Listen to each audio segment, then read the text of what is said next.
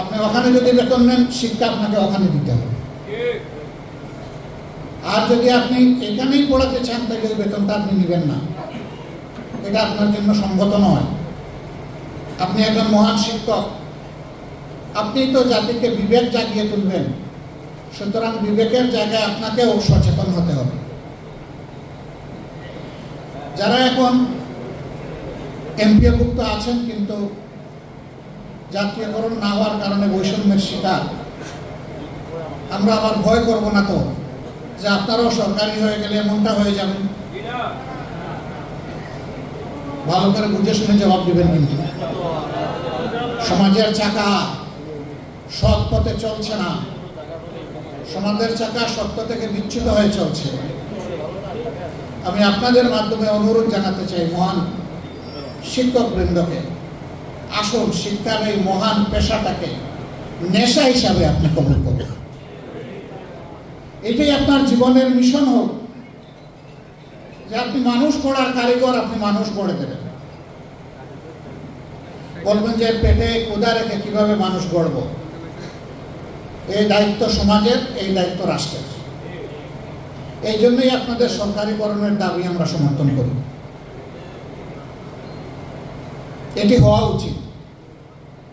শিক্ষা মানুষের যদি মৌলিক অধিকার হয়ে থাকে, তাহলে সেই শিক্ষা প্রত্যেকটি মানব সন্তানকে তার অধিকার তার হাতে তুলে দেওয়ার দায়িত্ব হচ্ছে সরকারের। 91% মুসলমানের দেশে অবশ্যই শিক্ষা হতে হবে ধর্মের ভিত্তিকে এবং চেতনাকে ধারণ করে।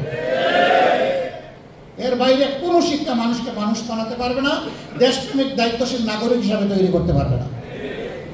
আল্লাহ রাব্বুল আলামিনের বড় মেহেরবানি, আসমানের নিচে এবং জমিনের উপরে। 1 নম্বরে আল্লাহর কোরআন কিতাবুল্লাহ, 2 নম্বরে মুহাম্মদুর রাসূলুল্লাহ সাল্লাল্লাহু আলাইহি ওয়াসাল্লাম। কিতাবের মাধ্যমে আল্লাহ তাআলা মানব জাতির জন্য তার প্রয়োজনীয় সমস্ত বিধিবিধান পরিপূর্ণ করে দিয়েছে। সূরা মায়েদার 3টি আয়াতে এই কথাগুলো উল্লেখ আছে, আমরা সবাই জানি। আর রাসূল করিম সাল্লাল্লাহু আলাইহি সাল্লামকে সেই কিতাবের বাস্তবায়নকারী হিসেবে পূর্ণ শক্তি এবং যোগ্যতা দিয়ে আল্লাহ তাআলা মানব জাতির কাছে উপহার দিয়েছে। আলহামদুলিল্লাহ। ইসলাম হচ্ছে একটি জ্ঞান ভিত্তিক জীবন বিধান। জ্ঞানের আয়াত দিয়েই আল্লাহ তাআলা কোরআন নাযিল শুরু করেছিলেন। ইকরা বিসমি রাব্বিকাল্লাযী খালাক।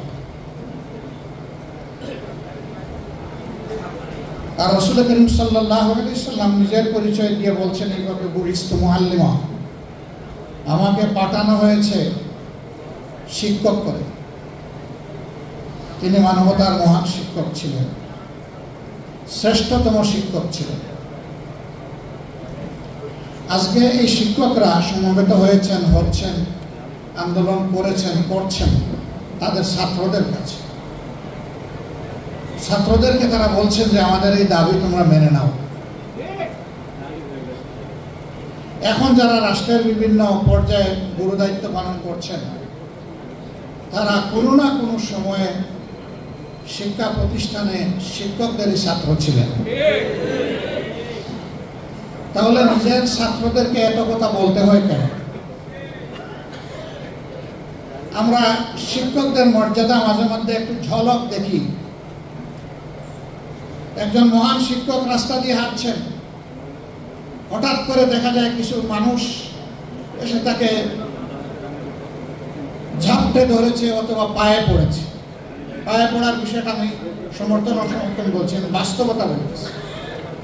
তার শ্রদ্ধার জায়গা থেকে সে এরকম ঝাপটে ধরে, অনেক সময় শিক্ষক হাঁটছেন, গাড়ি থামিয়ে গাড়ির দরজা খুলে একজন সফেদ জামাওয়ালা ভদ্রলোক এসে শিক্ষককে জড়াই ধরেন, কাঁদেন, চুমু দেন, দোয়া চান। তার পরিচয় কি? অনেক সময় দেখা যায় তিনি একজন কর্মরত সচিব, তিনি হয়তো একজন সেনাবাহিনীর ঊর্ধ্বতন কর্মকর্তা, পুলিশের একজন ঊর্ধ্বতন কর্মকর্তা, একজন বিশাল ব্যবসায়ী, তিনি যখন তার শিক্ষকের কাছে আসেন তখন খুব ছোট হয়ে যান। তিনি সমাজে যত বড়ই হন না কেন তার শিক্ষকের কাছে তিনি শিশু তুলবেন। তো এই শিশুদের কাছে আপনাদের দাবি করতে হয় কেন? এর কারণ হলো যে শিক্ষা দিয়েছেন ওই শিক্ষাটা আসল শিক্ষা ছিল না। এই জন্য সে যে আপনাকে সম্মান করে ওই শিক্ষার কারণে না, সম্মান করে আল্লাহর দেওয়া সহজাত মানবিক প্রবৃত্তির কারণে। মানব প্রবৃত্তির সুপ্তধনকে, গুপ্তধনকে বাইরে নাড়ছাড় করে নিয়ে আসার নাম হচ্ছে শিক্ষা। আমরা সেটা পারিনি বলেই আজকে ছাত্রদের দুয়ারে শিক্ষকদেরকে এইভাবে অসহায়ের মতো দাবি পেশ করতে হচ্ছে। ওই শিক্ষাটাই আনতে হবে,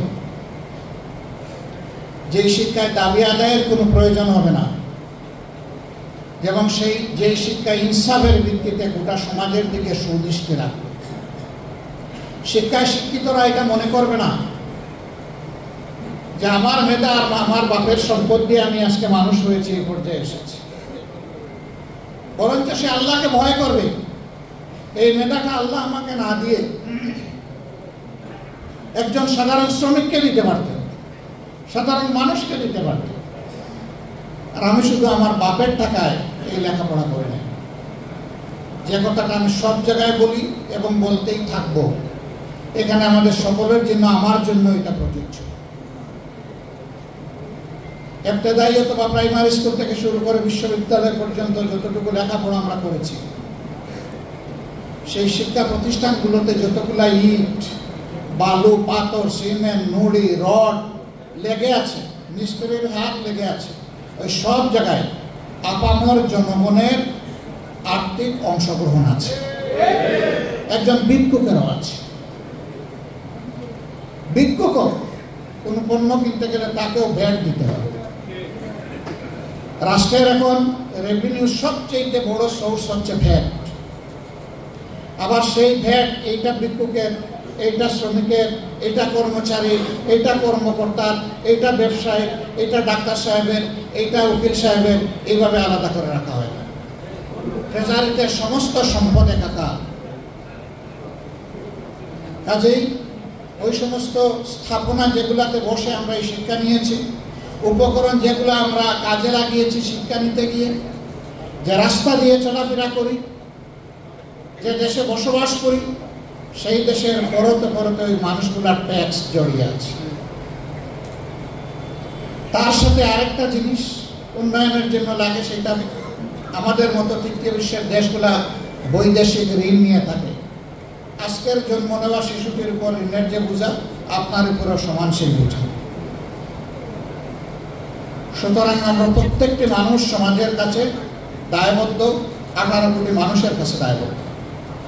এই ফিলিংস আমাদের থাকে না। এখানে সম্মানিত শিক্ষক মন্ডলী আছেন, দুটি দাবি এখানে প্রকট। দুইটা হলে বাকি সব এই দুইটার ভিতরে ঢুকে যাবে, দুইটাই ন্যায্য। একটি হচ্ছে জাতীয়করণ করতে হবে, আরেকটা হলো যারা এখনো এমপিওভুক্ত হননি তাদেরকে এমপিওভুক্ত করতে হবে। এই দুই দাবির ভিতরে সব ঢুকে যায়, কিছুই আর বাইরে থাকে না, বাকিগুলো সব খুচরা। এই দুইটার ব্যাখ্যা আমি আমার দুইটা অনুভূতি পেশ করে আমার কথা শেষ করব। বর্তমানে যে সমস্ত শিক্ষা প্রতিষ্ঠান সরকারের পূর্ণ আর্থিক ব্যবস্থাপনায় চলে, তার একটা গুরুত্বপূর্ণ সংখ্যায় কোনো লেখাপড়া হয় না। শিক্ষা প্রতিষ্ঠানের কর্মঘণ্টার সময় বাসায় বসে শিক্ষকতা করেন, বিকল্প কলেজ অথবা স্কুল গড়ে তোলেন। তাহলে আপনি ওখানে বেতন নিচ্ছেন কেন? আপনি ওখানে যদি বেতন নেন, শিক্ষা আপনাকে ওখানে দিতে হবে। আর যদি আপনি এখানেই পড়াতে চান, তাহলে ওই বেতনটা আপনি নেবেন না, এটা আপনার জন্য সঙ্গত নয়। আপনি একজন মহান শিক্ষক, আপনি তো জাতিকে বিবেক জাগিয়ে তুলবেন, সুতরাং বিবেকের জায়গায় আপনাকেও সচেতন হতে হবে।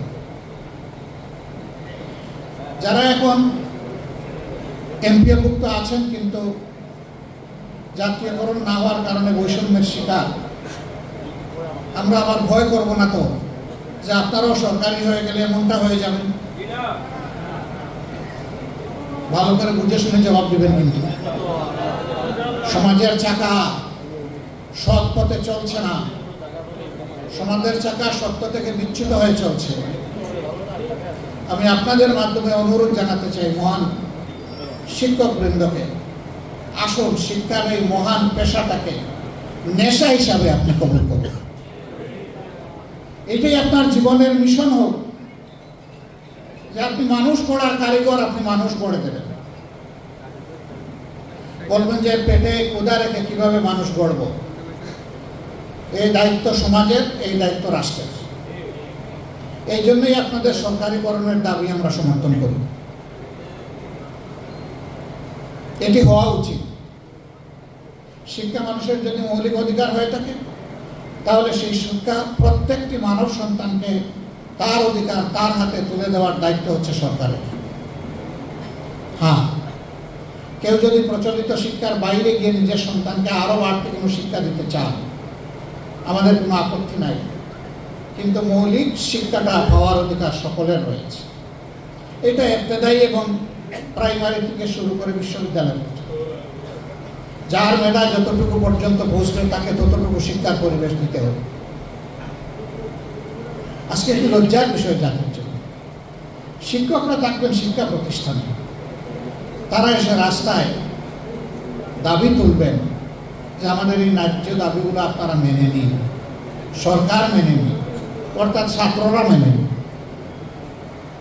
এটা নিঃসন্দেহে জাতির জন্য কষ্টের এবং লজ্জার, তার সঙ্গত অবসান হওয়া উচিত।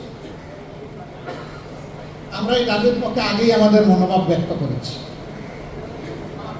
আমরা শিক্ষা সংস্কারের কথাগুলো বলেছি, আমরা বলতে থাকব। আপনারা আপনাদের ন্যায্য দাবি আদায়ে ন্যায্যভাবে অবিচল থাকবেন, অন্যায্যভাবে নয়।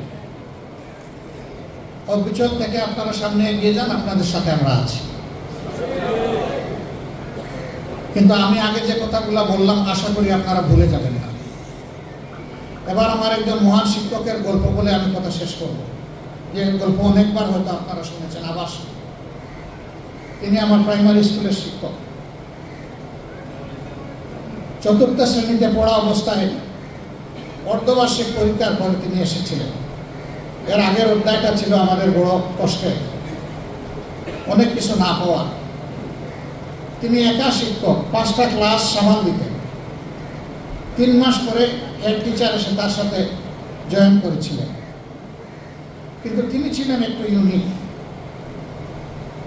তিনি চ্যালেঞ্জ হিসাবে নিয়েছিলেন যে তিনি কিছু সন্তান বানাবেন। তিনি তখনও বিবাহিত ছিলেন না। তিনি স্কুল শুরুর সময় ঠিক মতোই আসতেন, কোনোদিন তাকে আমরা দেরি করতে দেখিনি। পুরা সময় শিক্ষা দিয়ে তিনি আগের দিনই একটা বাড়িতে নিজের থেকে দাওয়াত নিতেন। যে কোনো ছাত্রকে বলতেন যে আগামীকাল তোমাদের বাড়িতে খাবো, তোমার মাকে গিয়ে বলবা, সালাম দিবেন। এই বাড়িতে কি আসে না আসে এটা তার জানার কোনো দরকার নেই। তিনি সচ্ছল না অসচ্ছল এটা তিনি পরোয়া করতেন না। যে যেরকম করে তার মতো করে খাওয়াবে আলহামদুলিল্লাহ। আসরের পরে খাওয়া দাওয়া করলেন, মাগরিবের নামাজ ওই মহল্লায় পড়লেন, নামাজ পড়ে অন্য মহল্লায় চলে যেতেন, এই মহল্লায় থাকতেন না। গিয়ে ছাত্র খুঁজতেন, কোন করে ছাত্র আছে তার, দেখতেন যে ছাত্ররা লেখাপড়ায় বসছে কিনা। তিনি কাউকে ওই সময় পড়াতেন।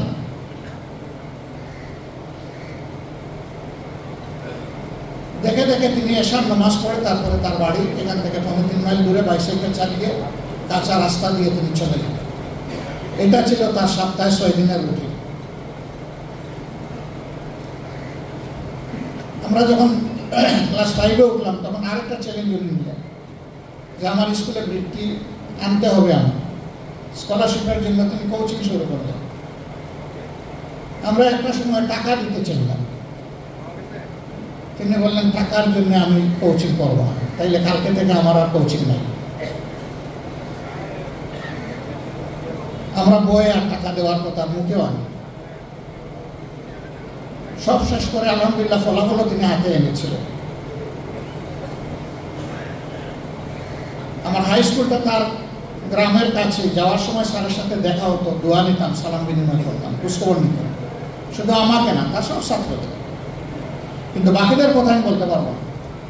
আমি যখন ইন্টারমিডিয়েটে ভর্তি হয়েছি তখন থেকে MBBS শেষ করা পর্যন্ত প্রতি মাসে আমি স্যারের হাতের লেখা একটা চিঠি পেতাম। একজন পিতা হিসাবে তার সন্তানকে যে সমস্ত পরামর্শ উপদেশ দেওয়ার কথা চিঠিতে সেগুলো থাকতো, দোয়া থাকতো।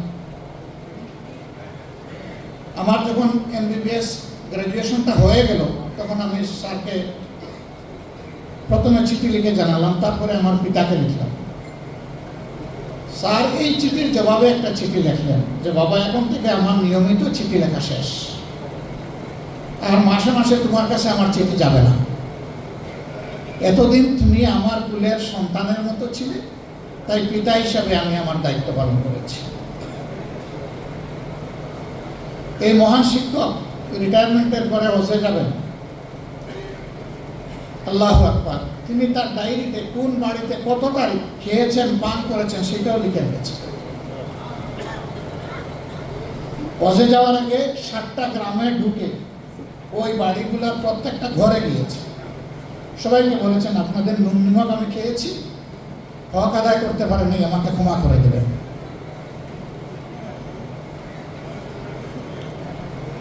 ক্ষমা তো গ্রামবাসী তার কাছে চাওয়ার কথা, উল্টা তিনি ঘরে ঘরে গিয়ে ক্ষমা চেয়ে তিনি হজে গিয়েছেন। তার রাজনৈতিক দর্শন এবং আমার দর্শন সম্পূর্ণ ভিন্ন, কিন্তু আমি আমার গ্রামের বাড়িতে গেলে তাকে এক পলক না দেখলে আমি বুঝি যে আমার বাড়িতেই যাওয়া হয়। এখনো তিনি বেঁচে আছে। সে আদর্শ শিক্ষক আজ আমাদের বড়ই প্রয়োজন। সমাজ যেন আমাদের শিক্ষকদেরকে সম্মান করতে পারে, আর আমাদের শিক্ষকরা যেন ছাত্রদেরকে সন্তান হিসেবে তুলে তুলে নিতে পারে। তাহলে ইনশাআল্লাহ আমরা একটা বিউটিফুল সোসাইটি পেয়ে যাব। এবং অবশ্যই শিক্ষা হতে হবে কোরআনের সেই আয়াতের আলোকে, ইকরা বিসমি রাব্বিকাল্লাযী খালাক। পড়ো তোমার সেই রবের নামে যিনি তোমাকে পয়দা করেছেন। অর্থাৎ রবের দেওয়া শিক্ষাকে বুকে ধারণ করে বাকি সমস্ত শিক্ষার বিকাশ ঘটাতে। এই জন্য আমরা যেখানে যাই বলি যে আল্লাহ যদি কোনোদিন এই দেশ পরিচালনার দায়িত্ব আমাদেরকে দেন, কবুল করেন, এটা আল্লাহর ইচ্ছা। জনগণের ভালোবাসা সিক্ত হয়ে যদি আমরা যাই, তাহলে আমাদের প্রথম দায়িত্ব হবে শিক্ষার সংস্কার সাধন করা। শিক্ষককে শিক্ষকের মর্যাদার আসনে বসানো, আর ছাত্রদেরকে দেশ গড়ার কারিগর হিসাবে তৈরি করা, যাতে একজন ছাত্রের হাতে তার শিক্ষার পাঠ শুকানোর পরে যেভাবে সার্টিফিকেট আসবে, কাগজের সার্টিফিকেট, ঠিক তেমনিভাবে তার কাছে আসবে কাজের অফার লেটার। এই দুইটা একসাথে তার হাতে পৌঁছবে। এমনকি তার গ্রাজুয়েশন অথবা পোস্ট গ্রাজুয়েশনের সেই সার্টিফিকেট আসার আগেই দুনিয়ার বহু জায়গায় ছাত্রদের কাছে কাজের অফার লেটার চলে আসে। আমরা নৈতিক শিক্ষাকে বিকশিত করে ওই শিক্ষাই আমরা এই দেশে প্রতিষ্ঠিত করবো ইনশাআল্লাহ। তাইলে মানুষগুলো আর পশু হবে না। এই সমাজে অনেক পাশবিক, হৃদয় বিদারক অনেক দৃশ্য দেখতে হয়, শুনতে হয়, হৃদয় ভেঙে টুকরা টুকরা হয়ে যায়। মাগুরায় 8 বৎসরের একটা শিশুর সাথে তার আপনজনেরা যে আচরণ করেছে, বিশ্বাসের ছুরিকাঘাত করে, এটা গোটা মানবতার প্রতি তারা ছুরিকাঘাত করেছে। এটি হচ্ছে পশুত্বের শিক্ষা। এই শিক্ষা থেকে বের করে এনে আমাদের দেশে আমরা দিতে চাই আল্লাহর দেওয়া মানবিক শিক্ষা। এখানে আমাদের কোনো সংকীর্ণতা নেই, এই ব্যাপারে আমরা ভেরি ডেসপারেট। 91 ভাগ মুসলমানের দেশে অবশ্যই শিক্ষা হতে হবে ধর্মের ভিত্তিকে এবং চেতনাকে ধারণ করে। এর বাইরে কোনো শিক্ষা মানুষকে মানুষ বানাতে পারবে না, দেশপ্রেমিক দায়িত্বশীল নাগরিক হিসাবে তৈরি করতে পারবে না, যা এখন প্রমাণিত সত্য। সম্মানিত ভাইয়েরা, পরিশেষে বলবো যে আসুন এই পবিত্র রমাদানে আমরা কোরআনকে অন্তরে ধারণ করি। মহাসাগর কোরআনের ভিতরে এই সকল ছোট ছোট সাগর ঢুকে আছে। এটি হচ্ছে জ্ঞানের মহাসাগর। আমরা নিজেরা, আমাদের সহকর্মীবৃন্দকে, পরিবারের সদস্যদেরকে এবং আমাদের বিলাভ স্টুডেন্টস যারা আছে তাদেরকে আমরা সবাইকে কোরআনের শিক্ষার দিকে ডাকি। এমনকি আপনার কোনো ছাত্র যদি মুসলিম নাও হয়ে থাকে তাকে আপনি বলতে পারেন। আমাদের সাথে বাংলাদেশে অবস্থানরত অনেক বিদেশি মিশনের ইন্টারাকশন হয়। তারা কোরআনের বিভিন্ন বিষয় নিয়ে আমাদের সাথে জানতে চান। আমরা মাঝে মাঝে তাদেরকে অত্যন্ত ভদ্র এবং বিনয়ের সাথে জিজ্ঞেস করি, আপনি কি কোরআন পড়েছেন? পড়ার সুযোগ হয়েছে? বলল না। আমি বলি যে ঠিক আছে, আমি একটা আপনারই ভাষায় ট্রান্সলেটেড কোরআন আপনার কাছে পাঠিয়ে দেব, আপনি পড়েন। আমি যে জবাব দিতে পারবো ওই কোরআন তার চাইতে চমৎকার জবাব আপনাকে দেবে আপনার প্রত্যেক প্রশ্ন। এ পর্যন্ত অনেকে চেয়ে নিয়েছে, এ পর্যন্ত অনেকে পাঠিয়ে দেওয়া হয়েছে। এই কোরআন মনে রাখবেন শুধু মুসলমানদের প্রপার্টি না, এই কোরআন হচ্ছে বিশ্ব মানবতার প্রপার্টি। যে আয়াত দিয়ে কোরআন নাজিলের সুসংবাদ পাঠানো হয়েছে সেই আয়াতেই কথাটা বলা আছে, শাহরু রমাদানাল্লাযী উনজিলা ফীহিল কুরআন হুদাল লিন-নাস। সমস্ত মানব জাতির পথ প্রদর্শক, বলা হয়নি হুদাল লিল মুমিনিন। এই বেসিক আয়াতটি হচ্ছে হুদাল লিন-নাস। অতএব এই কোরআনের উপর সকলের হক আছে। এটা যেন আমরা বেড়া দিয়ে আটকে না রাখি, এটাকে উন্মুক্ত করে দিতে হবে। এখান থেকে মণিমুক্তা যারা লাভ করতে চায় তারা করবে। ওয়েস্টে আজকে যারা ইসলামকে গ্রহণ করছে আপনার আমার মুখের কথা শুনে নয়, তারা কোরআনের কথা শুনে কোরআনের সাথে বন্ধুত্ব সৃষ্টি করে তারা সেটা করছে। এমনকি অনেক গবেষক কোরআনের কোথায় কোথায় ভুল আছে এইটা ধরতে গিয়ে নিজেই কাবু হয়ে গেছে। ভুল তিনি কোথাও বুঝে পাননি, পাবেন না তো। আল্লাহ তাআলা ওয়ারেন্টি দিয়েছেন, যালিকাল কিতাবু লা রাইবা ফীহ।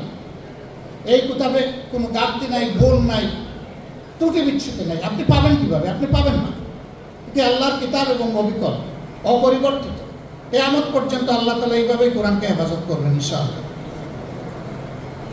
আসুন একটা ইনসাফ ভিত্তিক দেশ গঠনের মাধ্যমে আমরা একটা সুন্দর শিক্ষা ব্যবস্থা গড়ার জন্য এগিয়ে যাই এবং মহান শিক্ষকদের এই দুর্দশায় জাতিকে আর যাতে দেখতে না হয়, তারা মজলুম হয়ে দাঁড়ে দাঁড়ে ঘুরছেন, এটার অবসান হোক আন্তরিকভাবে কামনা করি। এবং আপনাদের দাবির পক্ষে আমাদের অবস্থান সুস্পষ্ট, আমরা আছি, ইনশাল্লাহ আমরা থাকবো। আল্লাহ হাফিজ। বাংলাদেশ জিন্দাবাদ। আসসালামু আলাইকুম ওয়া রাহমাতুল্লাহ।